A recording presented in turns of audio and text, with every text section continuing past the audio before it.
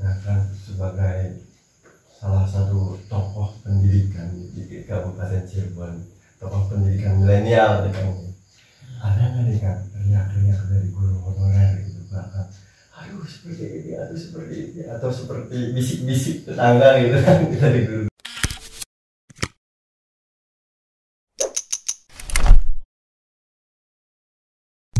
Pemerintah daerah, pemerintah provinsi maupun pemerintah pusat.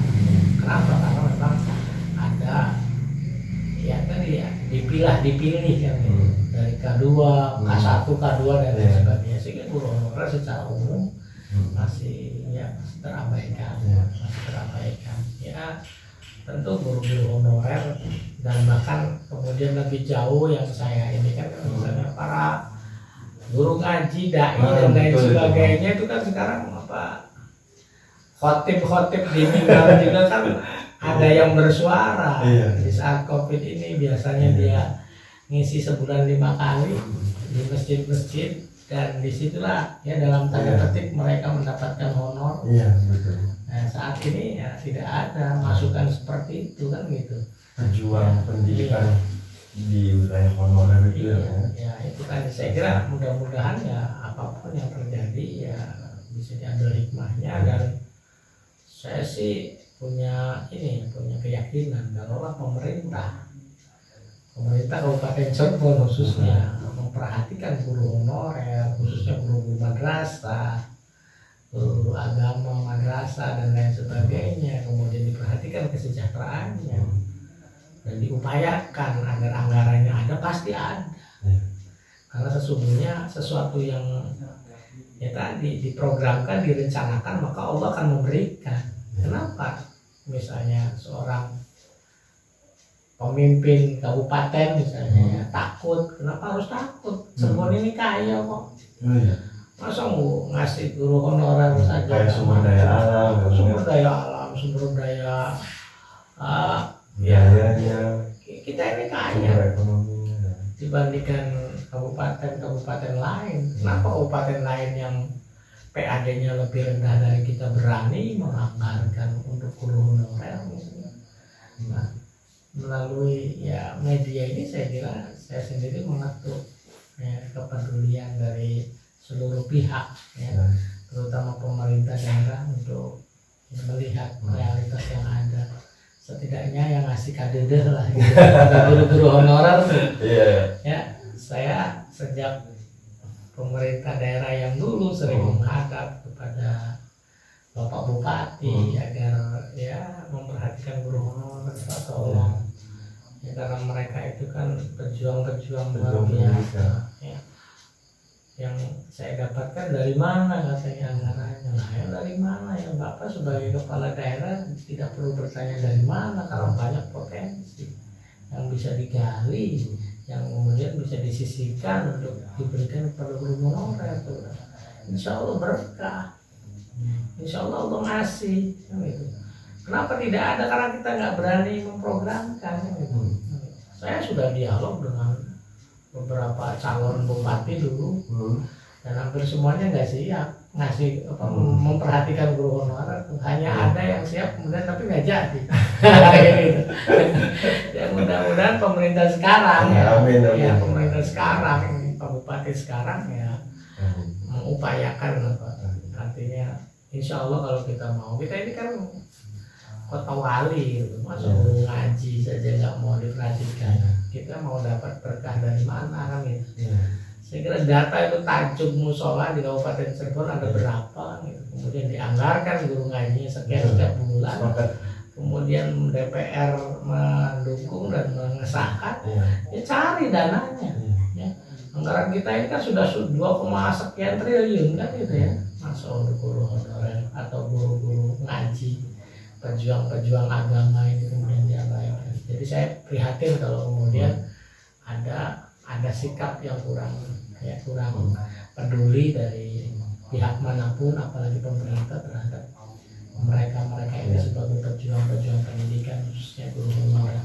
Ya artinya kan dengan kondisi biasanya saja bulanannya nggak sesuai dengan kebutuhan gitu kan. besar pasak daripada yang daripada masak. Iya, walaupun saya selalu memberikan ini kepada guru honor itu, Allah pasti ngasih. Iya, Allah pasti ngasih. Salah satu Allah ngasih kan salah satunya itu dari apa yang dibuat oleh pemerintah, anggaran yang dibuat. Insya Allah kalau dibuat itu akan ada jalan keluar. Ya, kalau untuk itu ini kan selalu ada. Pendidikan kita ini kemudian dianggap susah. Ya apalagi di saat COVID-19 ini. Ini ya sangat terasa dan berdampak sekali ya. Yang tadinya ada ya dinamika itu. Ini sekarang ya seperti menurun semua, fluktuasinya. Jadi hidup segan mati tak mau. Nah ini ya, saya kira guru honorer lah atau guru-guru yang memang berjuang dengan cara ya bukan sebagai pegawai ASN atau diperhatikan. Apalagi di saat ini ya.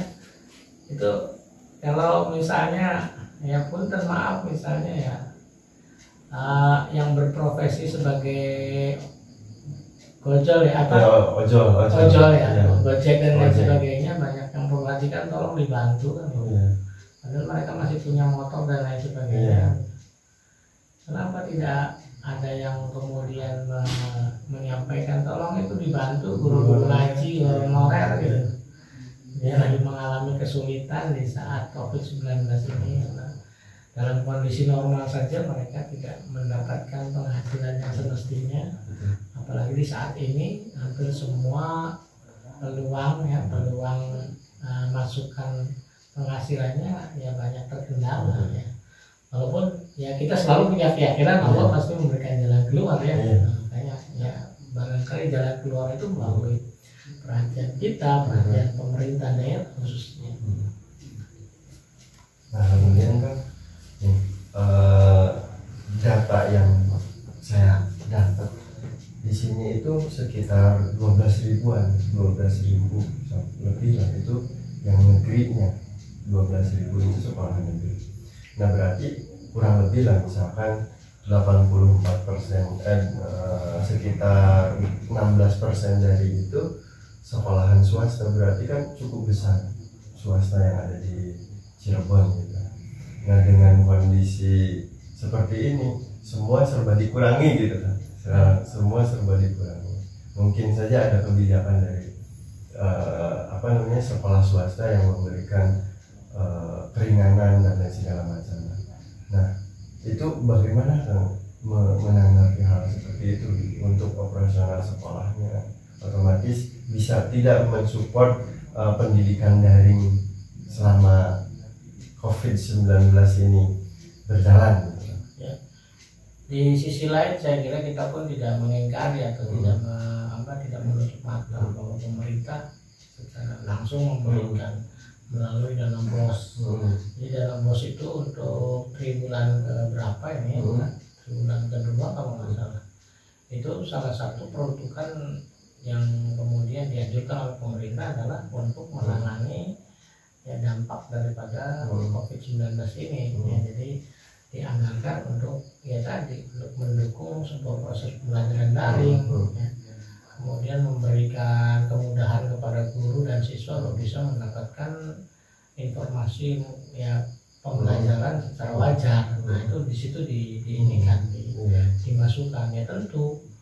Hal ini kan sangat tergantung dengan jumlah siswa. Semakin banyak siswa di sebuah sekolah swasta mungkin akan semakin banyak biaya yang mereka peroleh kan gitu, sehingga bisa mencukupi operasional. Sementara sekolah swasta misalnya di Kabupaten Cirebon ini sebagian besar 80% sekolah swasta di Kabupaten Cirebon itu siswanya itu di bawah 100. 80%. Berarti yang kebanyakan sektor yang 20% udah aman itu kan? Iya, yang ya itu 80% kalau boleh saya meminikan ya. Itu siswanya ya 100 ke bawah. Nah, inilah yang kemudian menjadi masalah. Karena dengan siswa yang relatif sedikit tadi, Ya tentu walaupun dianggarkan tapi kan kurang optimal. Tentu banyak kekurangan. Cuman kan itu memang anggarannya sudah ada melalui bos gitu ya. Walaupun ya untuk anggaran bos lingkungan ini belum cair. Jadi sudah ada yang dialokasikannya harus ini tapi belum ada. Ya sulam lagi ya kagak. Ya tadinya akhir April katanya. April sudah lewat ya. Udah lewat. Nah, udah Mei udah. Yang mudah-mudahan nanti Mei itu bisa diinikan. Dan salah satu ya kebijakan pemerintah di sana adalah bos digunakan untuk ya tadi pembelajaran daring atau online sehingga proses pembelajaran bisa berjalan sebagaimana mestinya walaupun tentu dengan segala kekurangan dan kelebihan yang tadi disampaikan. Tapi setidaknya ya pemerintah sudah memberikan ruang tinggal bagaimana kemudian peluang ini kita manfaatkan baik-baiknya dengan melibatkan banyak pihak ya, terutama misalnya komite sekolah melalui orang tua siswa. Problemnya mungkin itu jumlah yang kemudian tidak dapat menutupi operasional yang memang cukup besar untuk ini. Nah, sebelum ditutup nih kan, barangkali ada pesan-pesan mau banyak mau sedikit untuk teman-teman milenial Kabupaten Cirebon, khususnya yang berjuang di wilayah pendidikan. Ya buat seluruh pihak ya, guru, siswa, peserta didik, kepala sekolah swasta khususnya ya, karena saya di pendidikan swasta ya, jalani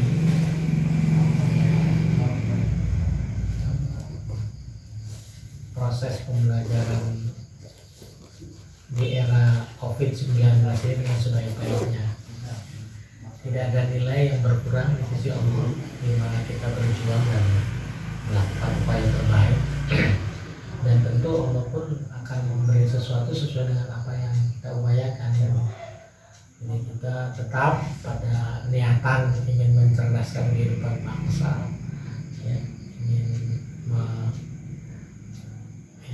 mencetak generasi bangsa ini lebih baik ke depan. Saya yakin apapun yang terjadi kita akan mampu mengambil hikmahnya dan selalu akan memberikan dampak positif bagi kita sebagai ulil albab, sebagai orang yang mampu berpikir. Dan juga kepada seluruh peserta didik, siswa-siswi dimanapun kalian berada, kalian harus tetap optimis bahwa di era kalian inilah justru kita ditantang untuk lebih baik dan lebih mandiri dan mampu menjadi generasi yang bukan hanya punya kemampuan ya otak kiri tapi otak kanan ya, sehingga mampu diaktifasikan untuk kehidupan masa depan yang lebih baik. Yakinlah itu tidak ada cobaan yang tidak memberikan hikmah pada kita semua. Tentunya kita mampu memetiknya dan mengambil nilai positifnya. Saya kira itu yang paling penting. Tetap lillahi ta'ala ya, sabar, ikhlas, sabar tapi berjuang gitu ya. Yang berjuang baru tawakal kepada Allah. Mungkin itu yang bisa saya sampaikan. Maaf ya, itulah tadi teman-teman sudah bisa menyaksikan bagaimana perbincangan kita pada malam hari ini.